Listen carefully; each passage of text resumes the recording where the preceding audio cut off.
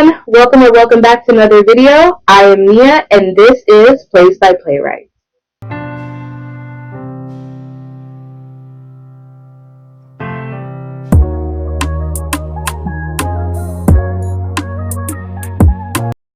So, this week's play is none other than the fantastically critically acclaimed play, Proof by David Auburn.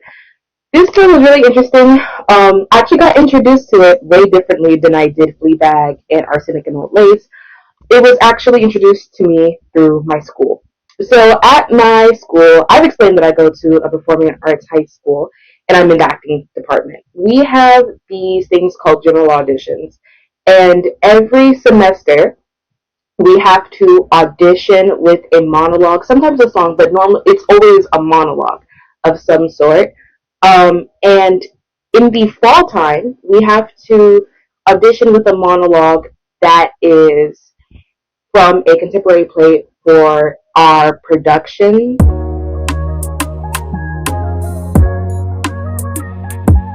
Originally produced by the Manhattan Theater Club on May 23, 2000, subsequently produced on Broadway by the Manhattan Theater Club.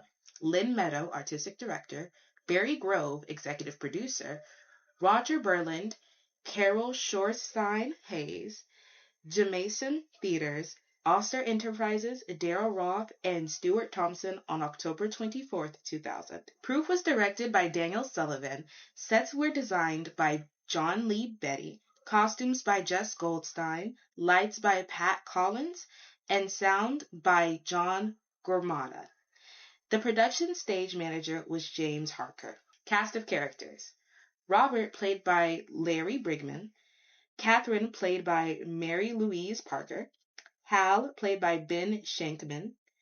Claire, played by Johanna Day.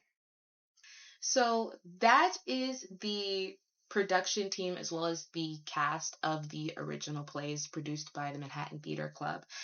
This play was so interesting, right? And to be able to see the history of it is so cool in my opinion, because you really get to know who were the original minds behind how this play should be displayed. So when in this play, there's a character. The main character's name is Catherine. Catherine, I love Catherine. You guys are gonna discover that throughout this video, but she holds a special place in my heart when it comes to play protagonists. Anywho, Catherine is the daughter of this very prolific mathematician, and his name is Robert. Now, within the first scene, the audience comes to find out that Robert is actually dead, and the first scene takes place at like 12 a.m. on Catherine's birthday, and also the day of Robert's funeral. So Robert and Catherine had their tiffs every now and again. She was essentially his caretaker, and she really, really cared about him. After his death, there is talk about what she is going to do with his numerous mathematician journals dating from way back when to a very recent time, the house as a whole, and her life. She re-meets this old student of his named Hal, and he is kind of in love with Catherine, but he is trying to decipher what all her father's texts really mean, if there's anything plausible in them. Why I say he was trying to figure out if there was anything plausible in them was because Catherine's father, Robert, actually ended up descending into madness, for lack of better words, in his later years. And while he was a prolific mathematician in his early 20s, as he aged and got closer to that 50 mark, his brain started to deteriorate. And a lot of his math journals were filled with, for lack of better words, nonsense. So Hal is trying to figure out if there's anything salvageable in these later journals. And Catherine is having a moment of her own. There's a whole lot that goes into Catherine's character, which I will delve into in the next segment of this video. But She initially has a problem with Hal trying to do this because she has this idea that he's going to steal her father's work, right? She also thinks that Hal is an interesting person and she doesn't want him in the vicinity of her house. So she makes an effort to try to kick him out. And it it goes a whole lot of ways. And this is actually where my monologue is from, this beginning part. They have this spat and she says to him that, like, I lived with him. I'm the one who took care of him, and it's a whole thing. And she's referring to how no one was around to aid her with him, and that it's like, how dare you say that I didn't know my father and I didn't know what he was doing when I was the only one here, you know? So she has that. And the play takes the course over like 3 days, guys. It's the time period is very condensed. And her sister comes down, whose name is Claire, which ironically in Fleabag, I remember mentioning that when I reviewed it, that the Fleabag's Claire and Proof's Claire were somewhat similar people in the sense of the older sister, very, very stable, or at least more stable than their younger sisters, and how they have that, in a sense, domineering older sister personality. So that was a parallel I found in this play that, I mean, very, but like still. Anyway, this, in the play, Catherine, it's the whole thing of her father's passing, which they have the funeral. Hal doesn't go to the funeral. But it's a whole thing. And it's a whole confliction of Catherine very quickly falling, in a way, in love with Hal. And Hal falling in love with her, however, Hal has his tendencies where he ends up kind of using her to get to her father's work. What ends up happening is they have like a repass, in a sense, for her father. And Catherine is there, Claire is there, Hal is there, and a couple other mathematicians that Hal is friends with. And they have this party, and post the party, Catherine and Hal have a little fun time, I guess. And they have this, the next morning, she wakes up and she's like love struck at this point. And she ends up giving Hal a key to a desk drawer that was in her father's study. And in this desk drawer is a composition book, and it has a proof in it. So the proof, why this proof is so important, is because the proof is very, very plausible. And Claire and Hal are like, if this is your father's work, well, Claire's obviously was like, oh, our father, but like, if this is Robert's work, then this is like the last of his legacy. We need to proofread this down at the university. Actually, this takes place in Chicago, and it's very close to Chicago University and its neighboring universities. So all of the professors and mathematicians and even scientists of these respective colleges were very in cahoots with Robert and all of his discoveries and creations. So Hal is like, we have to proofread this. And Catherine is like, well, actually, it's not my father's work, it's mine. And everyone is like, come again?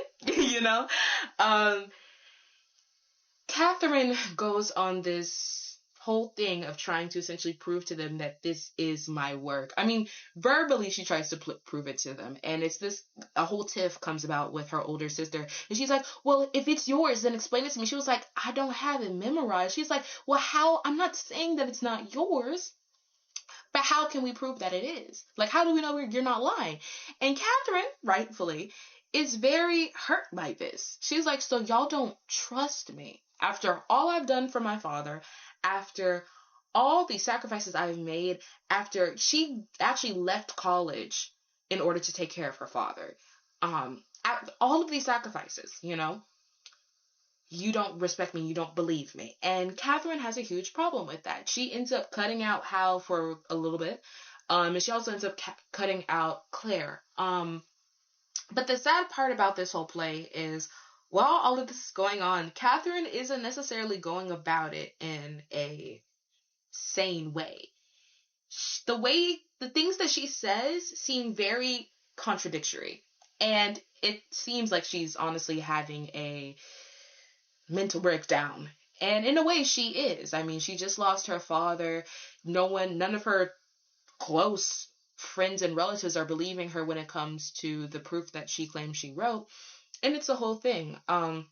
What's up happening is Claire is trying to convince Catherine to move to New York with her and her fiance.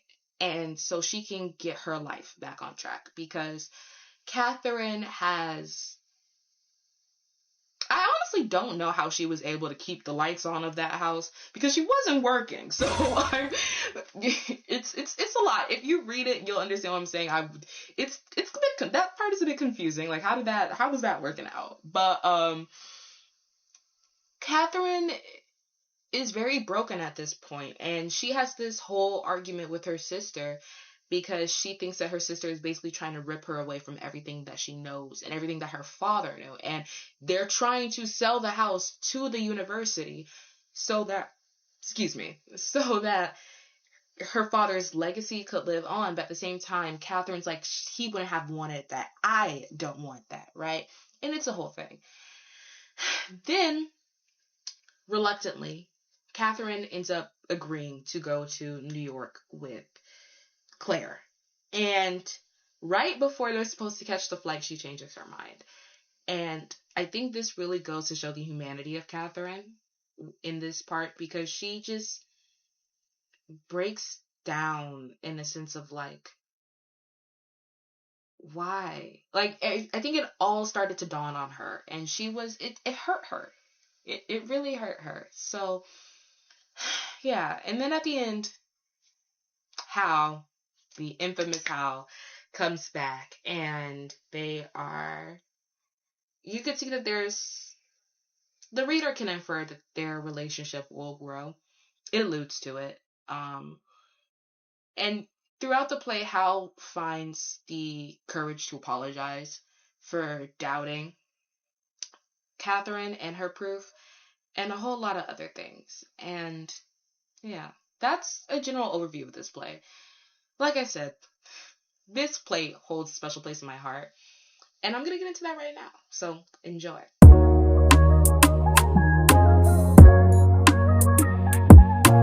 I'm going to dive as deep as I can go, pause, into Catherine and Claire even, and Hal, and that whole dynamic. I want to start off with how this play affected me personally, though. I come from a family of, when I say family, I'm talking specifically about my mother's side of the family, and like a really close knit of them, that had to sacrifice a lot of their academic careers, a lot of their relationships, in order to keep their family afloat, to keep their lives afloat. My mother specifically, she was a math and science whiz. Okay, me personally, I am a lot more English and history oriented, but that was her thing. And the whole genre of math, and how that trickles into this play, really was a nice personal touch for me. I know this play has absolutely nothing to do with me. This play was first produced 9 years before I was born. But it was a nice personal connection in there when it came to that. Catherine, I think she parallels a lot to me, honestly. Catherine reminds me a lot of a version of myself that was going through a lot a couple years ago, about 3-4 years ago. When it comes to how she felt she couldn't trust anyone, how she, familial deaths, feeling like she's getting torn away from everything that she ever knew. And I'm not going to go too deep into that because this is not meant to be a sob fest, but Catherine, she's just, in the best way I could describe it, a very darling child.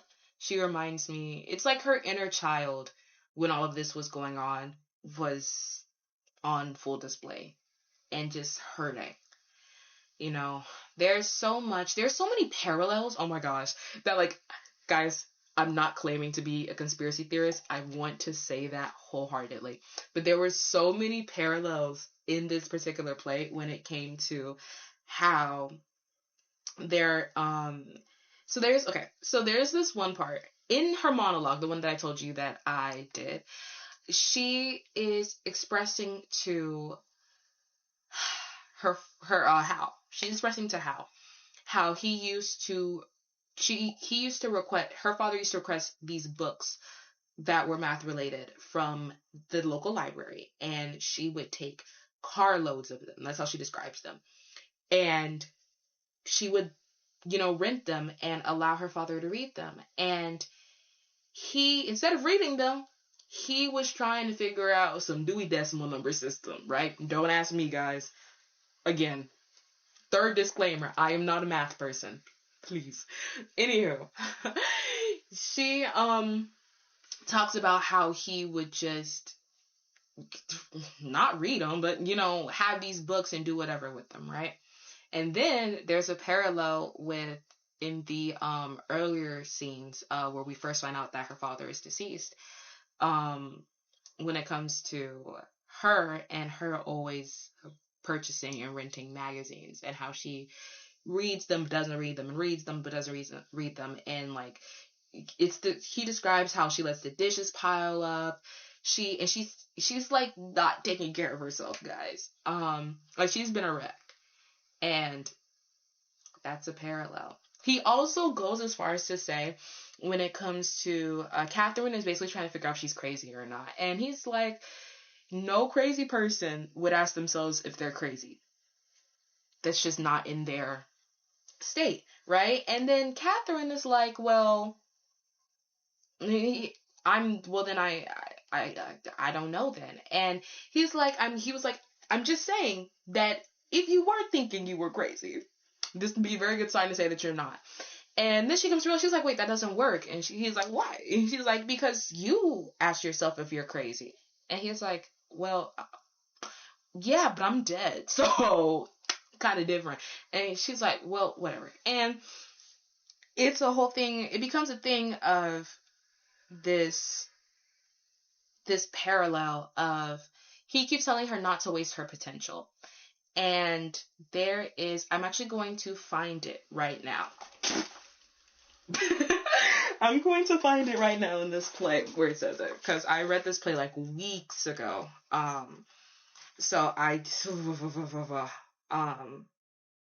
Yes. Yeah, he says on page 11, he says, yes, I promise you, push yourself, don't read so many magazines, sit down and get the machinery, he's referring to the brain, going, and I swear to God, you'll feel fine. The simple fact that we can talk about this together is a good sign. Catherine, a good sign? Robert, yes. Catherine, how could it be a good sign? And then Robert says, because crazy people don't sit around wondering if they're nuts, right? That's the whole thing. And then it later goes down onto page 12 about how, it says that, Catherine, you admitted. You just told me you are. Robert, so? Catherine, you said a crazy person would never admit that. Robert, yeah, but it's... Oh, I see. Catherine, so? Robert, it's a point. Catherine, so how can you admit it? Robert, well, because I'm also dead. B, aren't I? So, yeah. And it's... Yes. Yeah. And on page 13, in the before Hal gets introduced, because he gets introduced on the exact same page, Catherine says, that's why Claire's flying in from New York, referring to his funeral is tomorrow, right? So, Robert says yes. Catherine, you're sitting here. You're giving me advice. You brought me champagne. Robert, yes. B. Catherine, which means Robert for you. Catherine, yes. Robert for you. Catherine, my daughter, who I love very much. It could be a bad sign. And that little line hit me so hard. That whole don't waste your potential. And you have to grow. And it's just that. I don't want to cry, guys, but that means a lot personally to me. There was a time period in my life where I did not care about myself, and I didn't care about my passions, and I didn't care about my goals and my dreams and the dreams that my family had for me. Which I'm blessed to say that when I told my parents and the rest of my immediate family that I wanted to be an actress and I wanted to be in the theater world, they full on supported me. So I am blessed in that sense. Let me clarify that. But when this particular area of my life, there was a lot of stuff going on back to back. School was very interesting. Like, I had just entered middle school. This is like my 6th grade, 7th grade year, that whole time period. There was a lot going on with me personally, which it was just a lot, you know. It was a lot for a 12, 13-year-old to handle at the time. And my mental health was basura. it was in the gutter. Not that having bad mental health is funny. Please, no one think that. But me personally, I've come out of that, so now I can find comfort in poking fun at my dilapidated mental health at that time. But yes, it was just at that time, like I said, mental health was horrible. I had a lot going on personally, and I just didn't believe in myself. And when I first got introduced to this play, I was in a shell shock state because I just entered high school, and I was coming to realize that this was going to be a lot. Like, I had to balance the school aspect of my school, the social aspect of my school, the social aspect of my private life, the art side of my school, which is a whole heck of a lot, let me say. It's quite a bit. I'm filming this right before we go back to school, and this video drops right before we go back to school within like a 2-week time frame.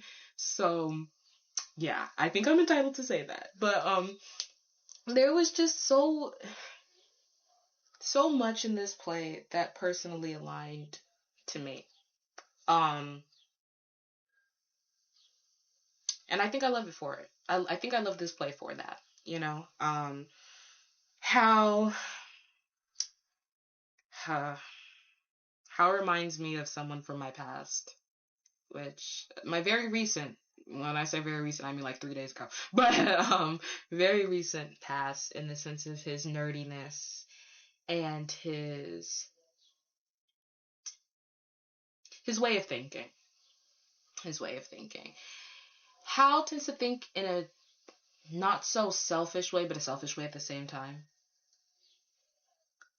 It's not that he's out to personally hurt Catherine, but he ends up doing so in the process. He's just being a realist. He's being logical when he's saying the whole, well, how can we prove that this is yours? And the whole thing of that very newly formed relationship they had when they were canoodling, you know, was all out of, Clarity describes it this way. She says that it's all was out of he had horrible timing when it came to this, and I don't disagree. This, I don't, this play was just so, I think this is one of the first plays I've read where the characters were so human and so real. Like, they were, and however amount of time each character was aired, they all were able to gain this like individuality and different sides of their individuality, which I thought was so surreal that David Auburn was able to do that in the time frame that he did. Kudos to him, you know.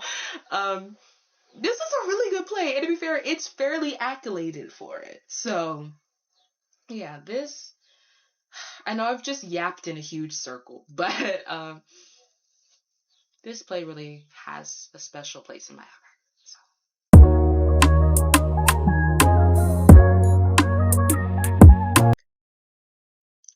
Well, now it's time for the not so infamous, the it's not famous. It's time for the playwright and all about them. So David Auburn, born in 1969, is a playwright, and he grew up in several places. In the book, it explains that he grew up in Ohio and in Chicago. Proof in itself was accoladed on several different levels. It got the Pulitzer Prize for drama and the Tony Award for Best Play in 2001. Both of those. It also got the Joseph Kesselring Prize. And he is a very well known and accoladed playwright. The In terms of his life and what kind of led him to create this play, there is a mention in this play, and it is I will quote it. It reads as follows: in memory of Benjamin Auburn, 1972 to 2000. So after much digging, I'm not going to say much digging, after some digging, I found out that Benjamin Auburn was actually David Auburn's younger brother, and he passed away in 2000.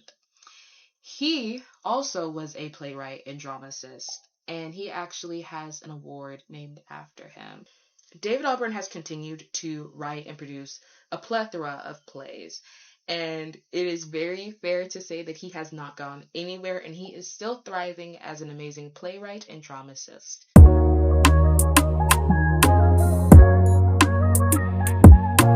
So, what did I like and what did I not necessarily like in this play? Like I always say, this section of this video is based off of what I was able to gather from this play and also research, and they are heavily based on my opinion and my opinion alone. If you have a differing one, it is 100% okay. Debate it in the comments. I'm open to it. I just hope that you will respect my opinion, and in turn, I respect yours.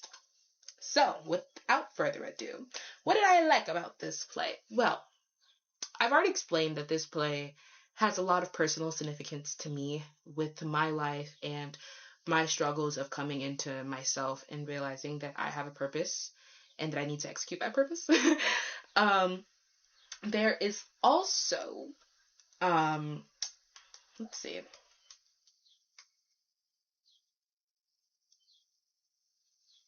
the writing style. I really liked it.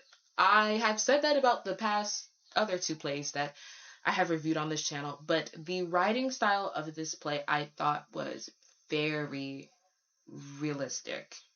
Um, in terms of genre, this was a huge piece of realism, of contemporary realism in the early 2000s, and I could totally see why my school put it on the recommended list for plays to do, because there's so many monologues in here, short and like longish, and ones that you can construct based off of bigger chunks of dialogue between characters. There's so much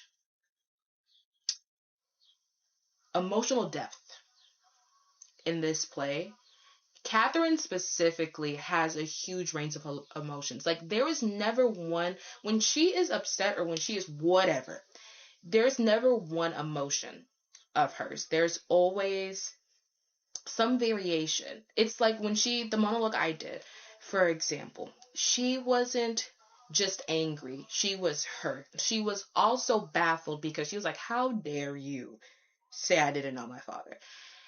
And there were so many other emotions, big and smaller, that went into that overall mood, you know? And I just loved that. I thought that that was brilliant on Mr. Auburn's part, and I loved it. I also really liked how in the beginning that introduction, well, not cliffhanger, but that like sneak attack of the audience finding out that Robert was dead, because nowhere in my brain before I saw but I'm dead, or paraphrasing of course, but like there was nowhere in my brain that I saw that coming.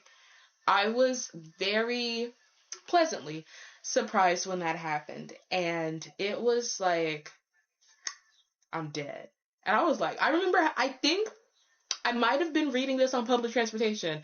FYI, I do take public transportation to and from my high school. So if I say I was reading this on public transportation or whatever, now you guys know that's my very common way of commute to and from school. But I think the first time I was reading this, I was reading it on public transportation, or I was at school, I was somewhere, I don't know, but I think I was on public transportation, and I remember seeing that. I was like, and I think it was in the morning too.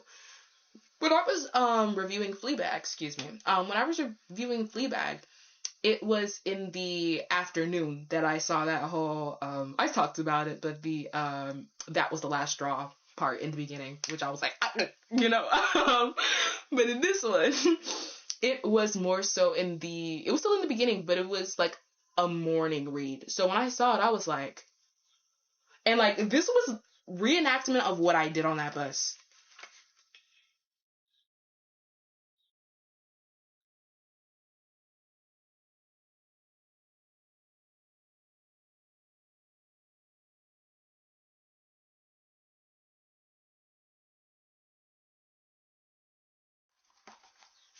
Mm, you get the point.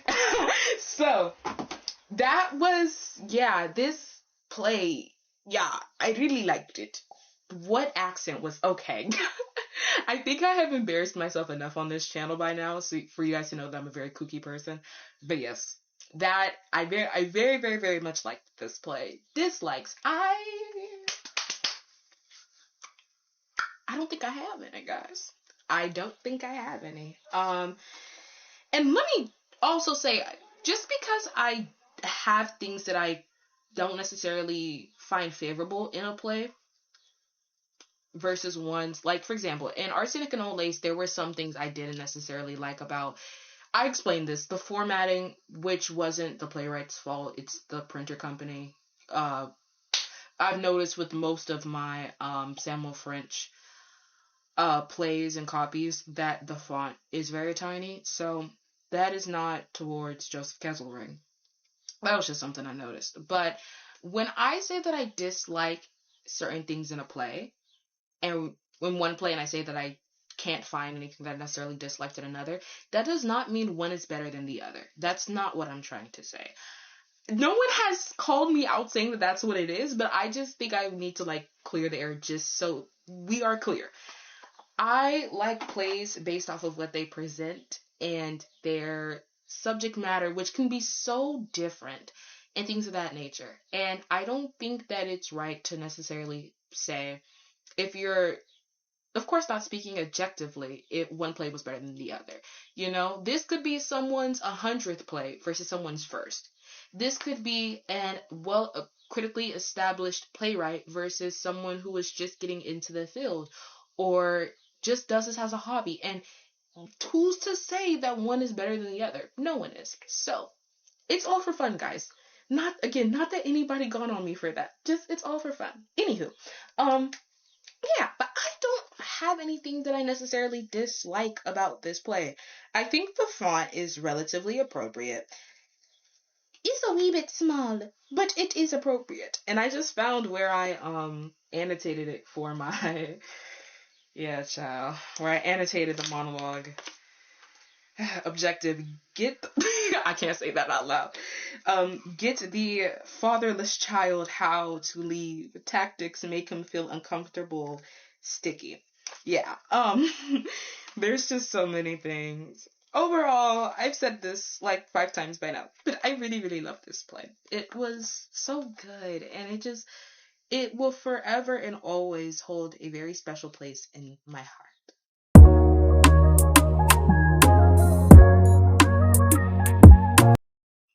And this is the last part. What can you and I take away from this play? My biggest takeaway would be that you have potential. And just because you are going through a rough patch, as Robert describes, a couple crappy months, weeks, years, don't let that destroy you.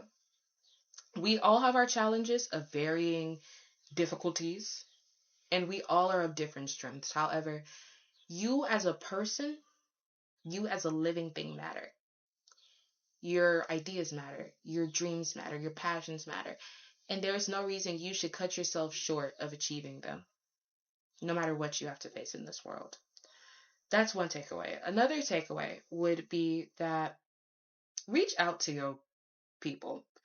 Take care of the people that mean something to you. In the sense of Catherine and Claire, they had a rift in their relationship. So I can't even say that it was necessarily just an overnight thing. It definitely wasn't. Catherine was the one who stayed home and took care of Robert while Claire went away to school and became a form of an accountant, if I'm not mistaken, which no shade to her. Go do that.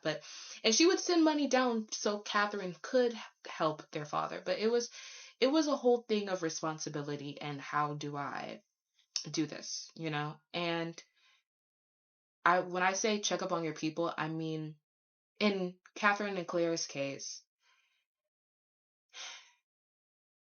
sometimes people are struggling and it might not be incredibly silent, but it's really quiet. And because of distance, because of relation, because whatever, you might not notice it. But it does not hurt to genuinely check up on a person, every 3 months or so, whatever time frame you want to do. Call them for like an hour or text them and send them a little gift or something and say like, hey, this made me think about you. I've been thinking about you a lot. Let's see if we can hang out sometime, or let's see if we could like cut some time out of our schedule to call or do something, because I want to make sure you're okay. Not because I think there's something wrong, just because I want to check up on you. And as a friend, as a sister, as a brother, as a parent, as a relative, as an acquaintance, as even a coworker, it's, in a sense, my responsibility to do so. So, yeah. I love this play, guys. I think this is honestly got to be my favorite play at the moment. Definitely top 3. But, yeah, this holds a special place in my heart.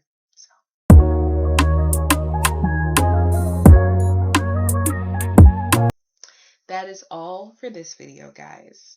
Be sure to like, subscribe, and comment. If you have any ideas of any plays I should review in the foreseeable future, please let me know. If you have any ideas about this particular play review and any ideas of this play, if you've seen it live, if you've read it, if you've done a monologue from it or seen anything, please share in the comments and feel open to ask questions and to maybe even answer some questions I might have if you guys, get a good conversation going. So yeah, that's all for this video, dramaturgs. See you next time.